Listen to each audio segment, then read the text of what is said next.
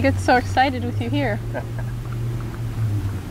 All right, I'm here today with my client Jessica and her whippet Dewey. We showed Dewey a few weeks ago doing his off-leash obedience on the beach. But Did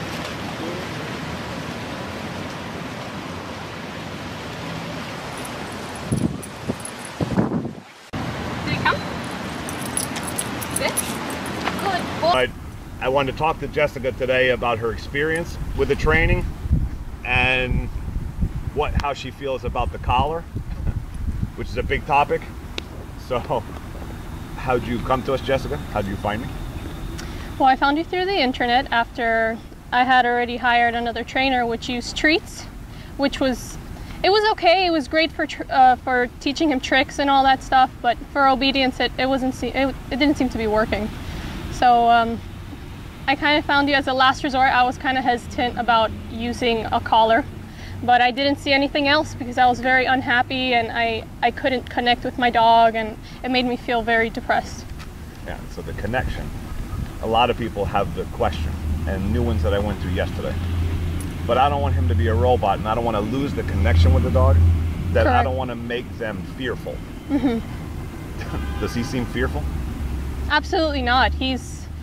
If anything, we're connected so much better because he's not always in trouble. I'm not always upset. Our bond is so much stronger, and he's a very happy dog. He hasn't changed at all, besides being able to have control over himself.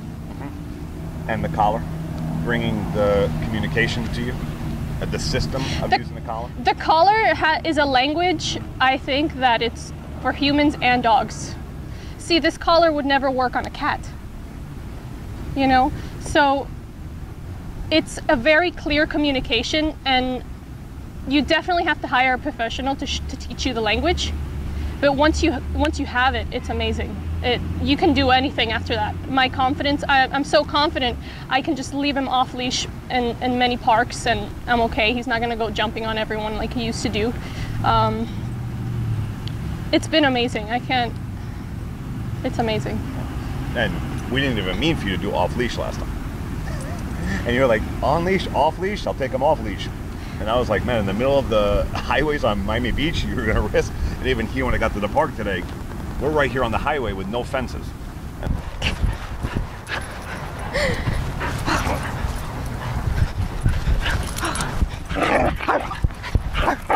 A whippet bark.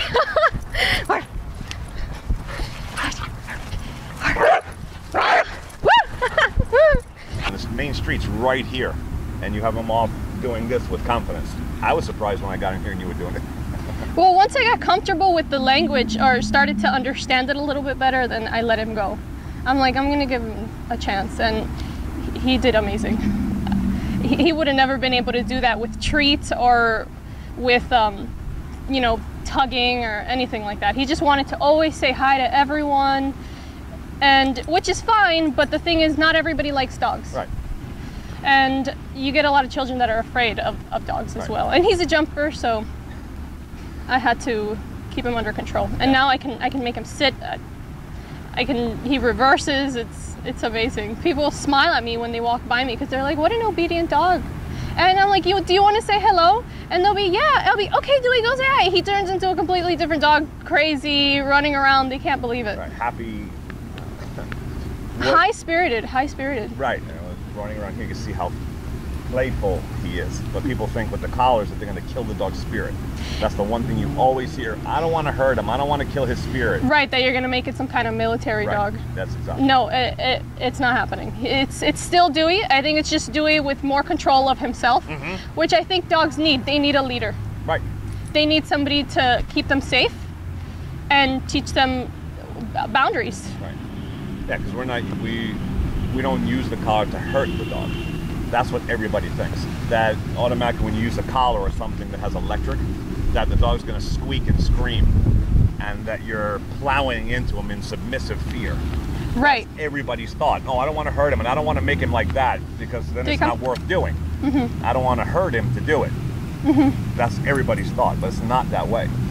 And that's what we're trying to tell everybody. We're not beating it into him, we're guiding him. Correct. All right. And he didn't do that throughout the program. No, I don't think he takes it personally. Right. There's no yelling. I'm not angry. Obviously, I don't put it up to the highest level. Every dog is different, and I only take it to the level he can take. And it's just amazing. I think everybody needs to open up their minds a little bit more. Then there wouldn't be so many dogs in shelters. Right. What were you surprised about? One, how fast we're able to get things, but two, the system of you're going opposite against what everybody tells you in dog training. Talk to them. Hey, look, nah. You're always trying to cue a dog in regular dog training. In this, you're just not talking to him. Right. You're just guiding him, and he learns.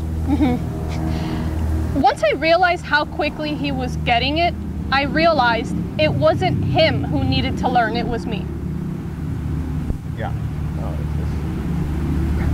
the animal factor, the one thing everybody forgets is that's animal, and that they were meant to be bit. Right. So people think, no, but it's my baby. He was meant to just be cuddled, and that's what a dog is, and that's why so many people fail. I understand where they're coming from, but also dogs, that's the way they train each other. The mother dog will nip her puppy if he's biting her or playing too roughly with other dogs or with herself. So there's a positive and a negative, and that's just how the world is, positive and negative. Right, and that's what the training's all about. It's a positive, negative guiding. Combination of both makes perfect dog training. So you're happy? Oh, I'm ecstatic. I finally have a dog that will behave in certain areas and will be a dog in certain areas. You know, I want to get him registered as a support dog. So now I'm going to be able to take him to the movies if I wanted to, and he's going to behave, and no one's going to say anything to me. I think more people should be responsible that way and get their dogs trained. Right. We'll talk about this too, but you've had people around you a lot of criticism about the collar, and people very close to you don't like it, even seeing the results, and nothing bad is happening. It's just the thought of a collar, and you've taken a lot of heat. I have had so much criticism that now I want to get involved just to spread the message, because it shows me how much people don't know and how closed off they are to it.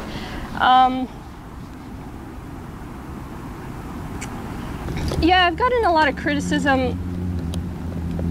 I'm a vegan, so I feel like I have a lot of passion and love towards animals.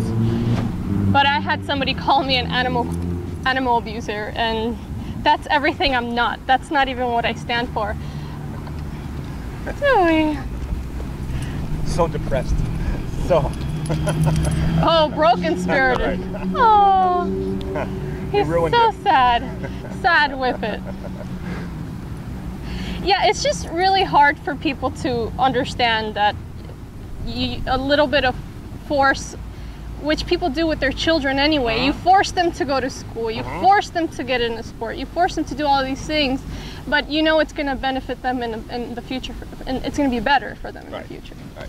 So yeah, the biggest thing with this, most people in their heads, they think that dogs are domesticated, and are domesticated to a point where everything has changed in how you treat them.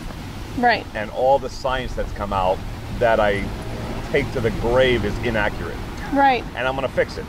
I'm on a mission to change the universities about this. They're giving the wrong information. You really need to, because I'm a dominant person. I'm dominant. I have a you better listen to me type of, thing. And I couldn't get him to listen to me. It was, I felt like a failure, like I was doing something wrong.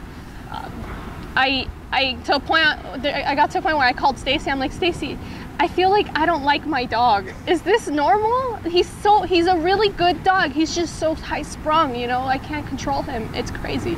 I'm angry when I get home. I felt so sad. Like I was hopeless. I'm like, do I have to deal with this my whole life, where you're having a conversation with someone and your dog's like this? Right. Oh my God. I can't imagine like doing that. Like no, we have tons of clients that when we get there, I don't really like him.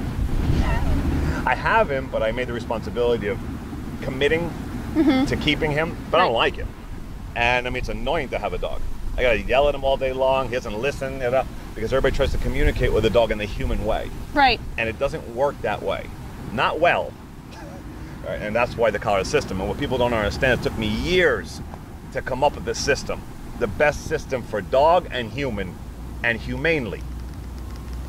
So, years of research, years of dedicating my life to every dog training system that exists to find what works, what doesn't work. So people don't realize how much went into that. I just don't go with a system and go, no, that's what I like. Dewey, come. Good boy. Good boy, Dewey. It's early, so I haven't given him his exercise, so he really wants to just walk around. Yeah, so the positive training thing, even if I tell people, I'm a master positive dog trainer. Right. People, hear what I'm telling you. I've mastered. I'm telling you, there's very few people in the world that can do positive training like I can. Right. But I know it doesn't work that way. It can do some things. It can do some, it will only take you so far. Right. And I completely agree. And so many people, like you said, they don't like their dog. I mean, do you know what, that feels horrible. Like, that's saying, like, I don't like my child. Like, right. It's so much guilt that goes into that. And so many people are living that every day.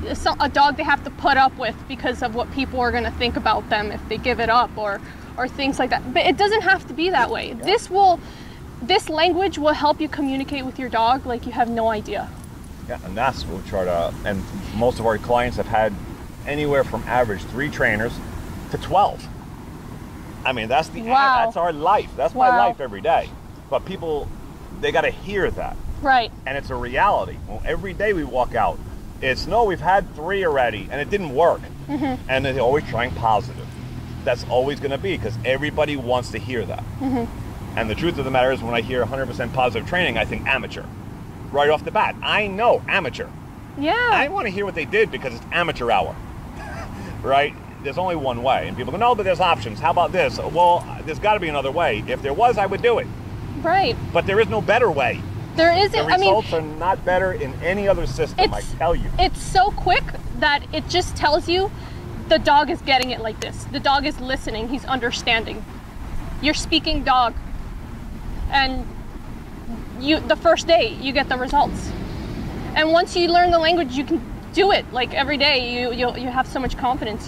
It's amazing. It's amazing. Oh, once you get the psychology and then know how he sees it and how he thinks about it, instead of going no, hey, come here, don't do that, look at me. I mean, it's a nightmare. It doesn't work that way. I do believe that one day, when people are more educated on this, you're going to see it more. You're going to see it at veterinaries' offices. You're going to see it. It's going to be mandatory to have it at shelters to help, the dogs that are aggressive, things like that. It's going to save a lot of lives. Oh, that's my goal. So one thing that's negative about it, I mean, I don't see it. Yeah. I can't. I think everything else overpowers the little bit of pressure that it gives you. Which, by the way, I wanted to let you know that I want to try it on myself. The collar? Yeah. Sure. You want to do it now? Whenever you want. So I'm going to take Dewey's collar off, and Jessica wants to do it on herself to show everybody. So you want to put it on your hand or your neck?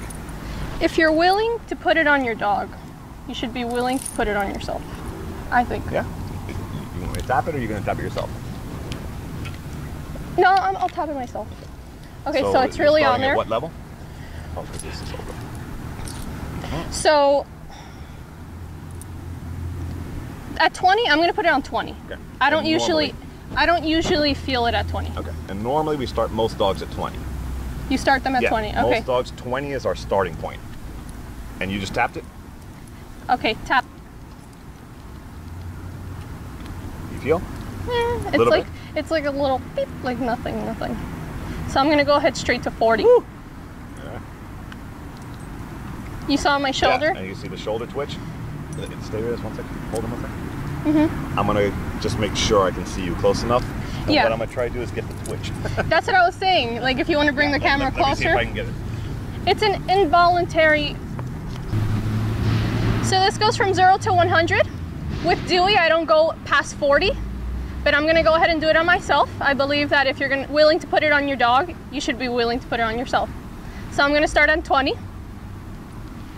Does it feel like anything? Maybe like a little bug just fell on my neck. 40. There's a little bit of a twitch there.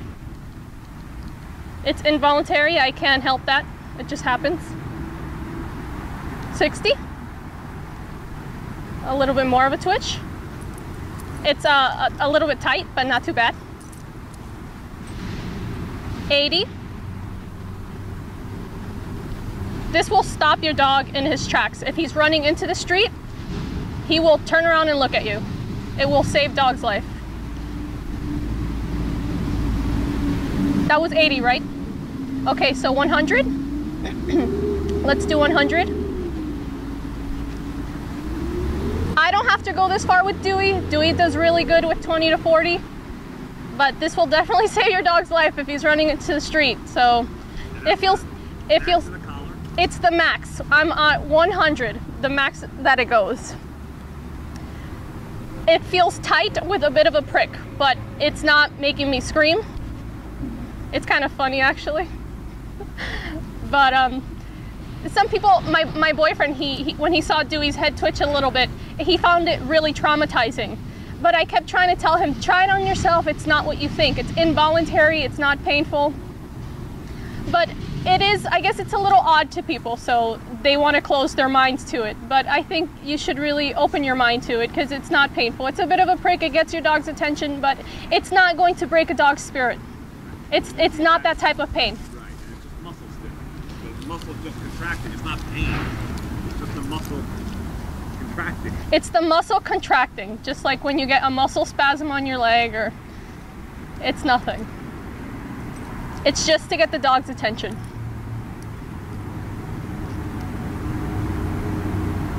I don't think treats did this for me. I couldn't get Dewey's attention with treats at all. Right. So the bottom line is, with the collars, the training system is not cruel at all. It's not inhumane. Using the collars, everybody's got to get that out of their heads. It's the most beautiful thing ever invented for dog training. To communicate to them perfectly in their own language.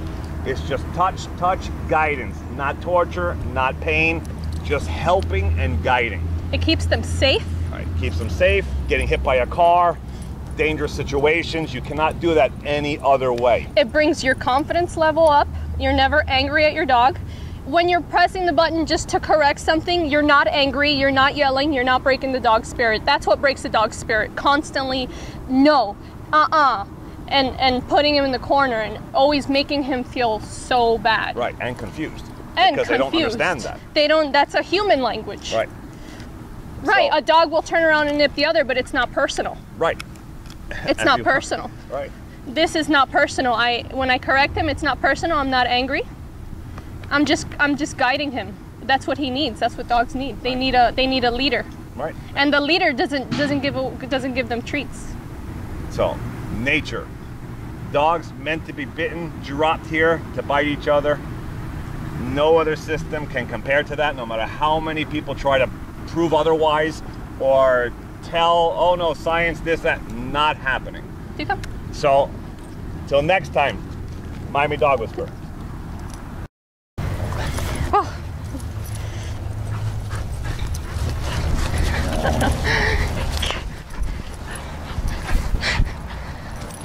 Gimme. Gimme. Gimme. Gimme. He's like, you can't get it. Come here. Come here.